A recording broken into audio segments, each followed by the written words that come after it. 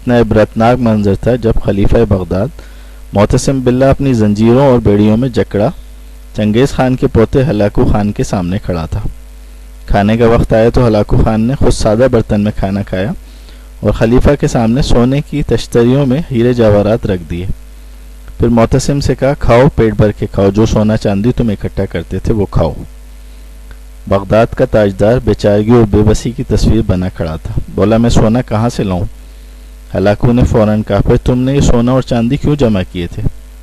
وہ مسلمان جسے اس کا دین ہتھیار بنانے اور گھوڑے پالنے کے لیے ترغیب دیتا ہے تاکہ جہاد کر سکے، کچھ جواب نہ دے سکا۔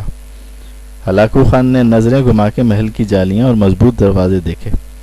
تم نے ان جالیوں کو پگھلا کے آہنی تیر کیوں نہ بنائے؟ اور سوال کیا، تم نے جواہرات جمع کرنے کے بجائے اپنے سپاہیوں کو رقم کیوں نہ دی کہ وہ جاں بازی اور دلیری سے میری فوج کا مقابلہ کرتے؟ خلیفہ